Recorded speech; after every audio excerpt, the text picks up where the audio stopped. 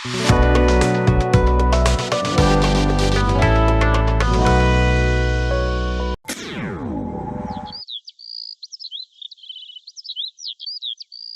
কপাল আমার! এত কাজ করি সারাদিন, ভাগ্যের চাকা যেন ঘুরতেই চায় না। গুরু, ভাগ্যের চাকা পরিশ্রমী ঘোরে। আমার তো এর বাইরে কিছু জানা নেই। হ্যাঁ, ওই একই কথা তো সবার মুখেই শুনি। আমার কি মনে হয় গুরু, আমাদের এমন কিছু করা উচিত যাতে করে আমরা তাড়াতাড়ি অনেক টাকা উপার্জন করতে পারি। কি এমন কাজ? কি কাজ করলে অল্প সময়ে বেশি টাকা পাওয়া যাবে? আরে কি যে বলো গুরু, তুমি হলে আমার গুরু। তুমি যদি আমার কাছে প্রশ্ন করো তাহলে কি হবে? মাথা তো কাজ করে না রে পাগলা, কি যে করি। বলি কি গুরু, আমরা এক কাজ করতে পারি। কি কাজ বল দেখি? এই চলো, আমরা আজ থেকে সব কাজ বাদ দিয়ে ব্যাংক ডাকাতি করি। কি সব বলিস? তোর খালি আজে বাজে কথা। একটু ভালো করে চিন্তা কর দেখি। এই বসে বসে মাথায় কোনো চিন্তা আসবে না গুরু। বড় লোক তো আমাকে হতেই হবে, তাতে যেভাবেই হোক। তুই খালি আমার কথা মতো কাজ কর দেখি। আমার কি, তুমি যা বলো আমি তাই করি। শোন বলাই, এখন বাড়িতে যা, ও বেলায় ঘাটে চলে আয়, দেখি কি করা যায়। ঠিক আছে গুরু, তোমার যা ইচ্ছা।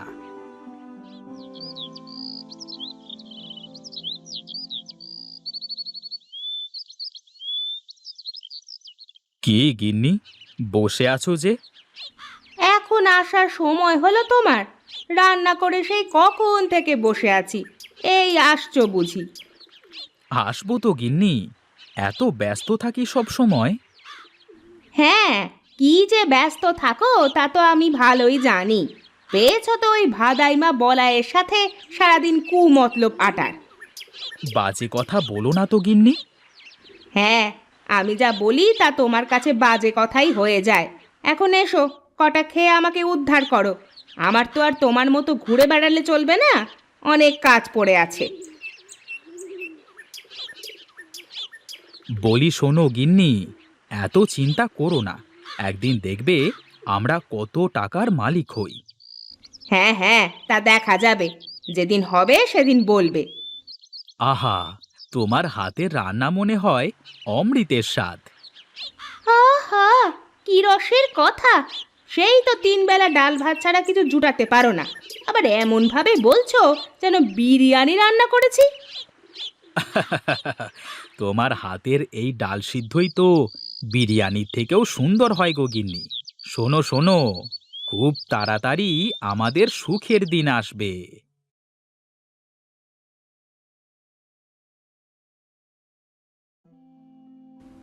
ওরে বলাই, এসেছিস? এই তো বেলা করে কোথায় কোথায় ঘুরে বেড়াচ্ছিস বল দেখি। এই কোথায় আর ঘুরে বেড়াবো, আমি ছিলাম আমার কাজে। এখন বলো দেখি, খাবার টাবার কিছু আছে নাকি?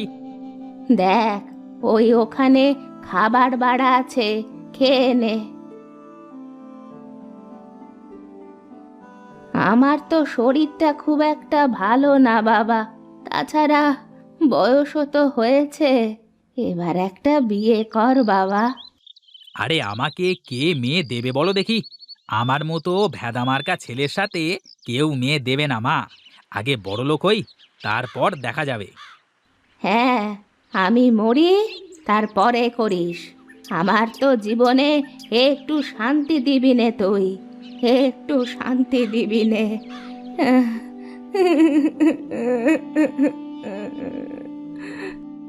এই দেখো মা, প্রতিদিন এক কথা শুনতে আমার ভালো লাগে না। আমাকে আর একটু সময় দাও।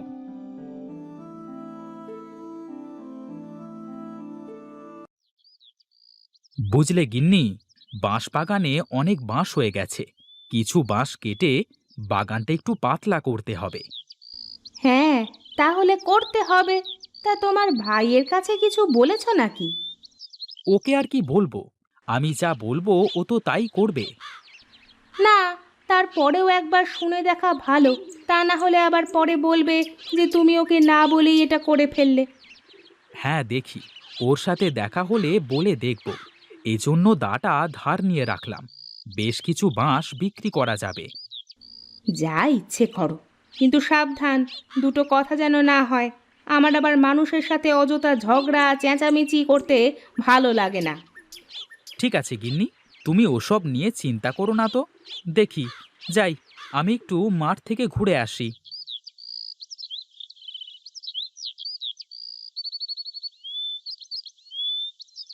আচ্ছা বলাই, একটা কাজ করলে কেমন হয়? কি কাজ ওস্তাদ, বলো দেখি। আমি ভাবছিলাম, আমাদের তো বিরাট বাঁশ বাগান আছে, আমরা যদি বাঁশ দিয়ে কিছু করতে পারি।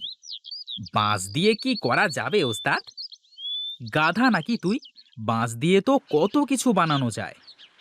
হ্যাঁ, তা করা যায়, কিন্তু এগুলো বানাবে কি করে? শোন শোন, আমি বাঁশের ঝুড়ি বানাতে পারি, তুই বাঁশ দিয়ে কিছু বানাতে পারবি না?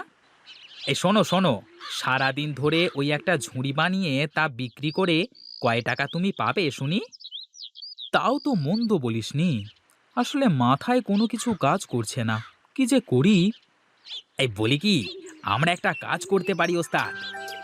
বল দেখি, কি বলতে চাস তুই? আমরা তোমার বাগানের বাঁশ দিয়ে নদীতে যদি একটা সাঁকো তৈরি করে দিই, আর যারা আমাদের এই সাঁকো দিয়ে নদী পার হবে তারা সবাই আমাদের টাকা দিয়ে পার হবে, তাহলে কেমন হবে? তাতে তো অনেক বাঁশ লাগবে, আর এলাকার মানুষ কি আমাদের টাকা দিয়ে সাঁকো পার হবে? শোনো ওস্তাদ, ওই দেখো, সবাই তো নৌকা করে নদী পারাপার হয়, তাহলে তারা তো মাঝিকে পয়সা দিয়ে পার হচ্ছে, তাই না? হ্যাঁ, তা অবশ্য ঠিক। তাহলে তো সবাই খুব সহজেই এপার ওপার যেতে পারবে। হ্যাঁ উস্তাদ, তাছাড়া আবার বলছি কি, একবার শুধু সাঁকোটা তৈরি করতে পারলে তারপর বসে বসে শুধু টাকা গোনা। বাহ, তোর মাথায় তো বুদ্ধি আছে রে পাগলা। হ্যাঁ, আমি কার শিষ্য সেটা দেখতে হবে তো নাকি? বেশ বেশ, চল চল দেখি, আমরা বড় ভাইয়ের সাথে কথা বলে দেখি সে কি বলে। বাঁশ বাগানে তো তারও ভাগ আছে। এই চলো ওস্তাদ, চলো।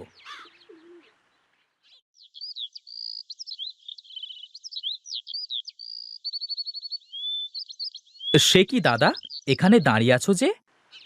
আহ, কিছু বাঁশ কেটে বাগানটা একটু ফাঁকা করতে হবে, তাই দেখছিলাম আর কি, কোথা কোথা থেকে বাঁশ কাটা যায়। তাহলে তো ভালোই হলো ওস্তাদ, আমাদের কাজ আরো সহজ হয়ে যাচ্ছে। কি রে, তোদের আবার কি কাজ সহজ হবে? বলছি দাদা, তোমার কাছেই যাচ্ছিলাম, তা তোমাকে এখানেই পেয়ে গেলাম, ভালোই হলো। কি বলবি বল দেখি, শুনি। আমরা ভেবেছি, আমাদের তো বাঁশের বাগান আছে, আমরা নদীতে একটা সাঁকো তৈরি করব। হ্যাঁ দাদা, এই কাজ করতে পারলে আমাদের অনেক লাভ হবে। তোদের মতলব কি বল দেখি, তোরা কি জনসেবা করতে লাগছিস নাকি? সামনে কি ভোটে দাঁড়াবি নাকি? আরে দাদা, কি যে বলো, আমি কেন ভোটে দাঁড়াতে যাব? আমি তো ব্যবসা করব। ব্যবসা? সাঁকো দিয়ে কিভাবে ব্যবসা করবি? হ্যাঁ দাদা, বলি, সারা দিন এপার থেকে ওপার, ওপার থেকে এপার, কত মানুষ যাওয়া আসা, এখন সবাই তো নৌকা করেই যাওয়া আসা করে, তাই না? হ্যাঁ, তা করে। এই জন্যই তো আমরা আমাদের নিজের খরচে সাঁকো বানাবো, আর যারা যারা আমাদের সাঁকো দিয়ে পার হবে তারা তারা আমাদের টাকা দিয়ে পার হবে। না ভাই, তোদের এই উদ্ভট চিন্তায় আমি নেই ভাই। আমি আমার ভাগের বাঁশ নষ্ট করতে দেব না। তোদের ইচ্ছে হলে রমেশের ভাগের বাঁশ দিয়ে করতে পারিস, আমাকে এসবের মধ্যে ডাকিস না। এই রে, দাদা তো কিছুই বুঝতেই চাইল না। আমি বলি কি ওস্তাদ, আমরা আমাদের কাজ করি, দাদা যখন দেখবে আমরা সফল হয়েছি তখন আমাদের সাথে চলে আসবে। ঠিক আছে, কাল থেকেই তাহলে আমরা কাজে লেগে পড়ি। চল, এখন বাড়িতে যাওয়া যাক।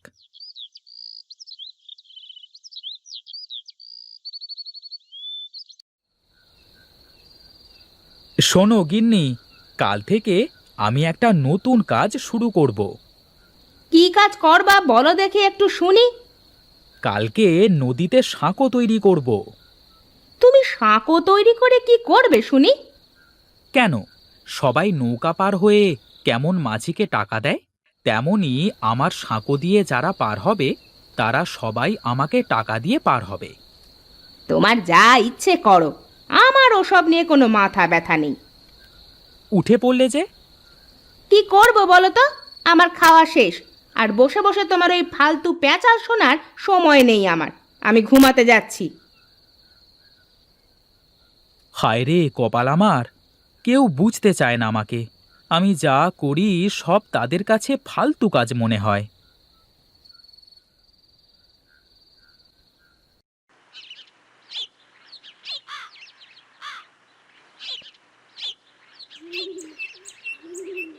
শোন বলাই, আমি বাঁশ কাটতে থাকি আর তুই বাঁশগুলো গাড়িতে করে টানতে থাক। ওস্তাদ, বাঁশ সব কাটা শেষ হোক, তারপর একসাথে করে টানা যাবে, কেমন? ঠিক আছে ঠিক আছে, তাহলে বাঁশগুলো সব গুছিয়ে এক জায়গায় জড়ো কর।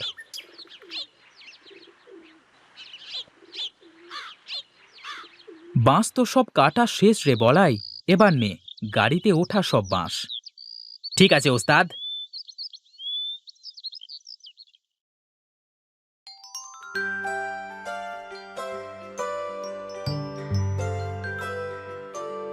নে নে, এবার বাঁশগুলো সব নামিয়ে ফেলতে হবে।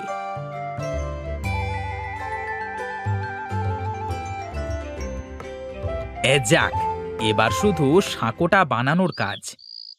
শোন রে বলাই, যারা আমাদের সঙ্গ দিল না তারা দেখবি আফসোস করবে। ওস্তাদ, আমি জানি তুমি যা করো তা সব ভেবেই করো। বুদ্ধিটা আমার হলেও এটা ভালো না মন্দ তা তো তুমি ভালো করে ভেবেছো, তাই না? হ্যাঁ রে, আমি সব ভেবেই করছি। নে নে, কাজ শুরু কর।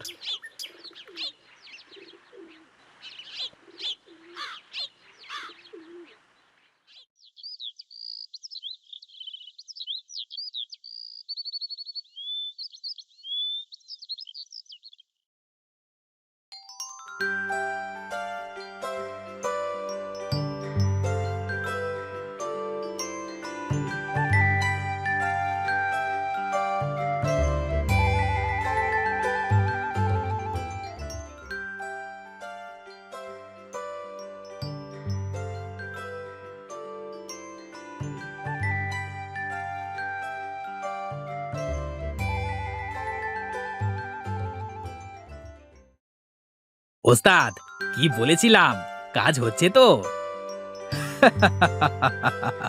হ্যাঁ রে হ্যাঁ, আজ এই ভাগের বাঁশবাগান আমার ভাগ্য খুলে দিল রে বলাই। এখন আর আমাদের কোনো চিন্তা নেই ওস্তাদ, বসে থাকবো আর টাকা চলে আসবে। এখন আমার দাদা বুঝবে যে সে কি করেছে। তার ভাগের বাঁশ এখন সে চিবিয়ে চিবিয়ে খাবে। শোন বলাই, তুই বস, আমি গেলাম। তোর বৌদির জন্য গঞ্জ থেকে কিছু কিনে নিয়ে যাই। এখন তো আমার টাকার কোনো অভাব নাই রে। ঠিক আছে ওস্তাদ, যাও, আমি আছি।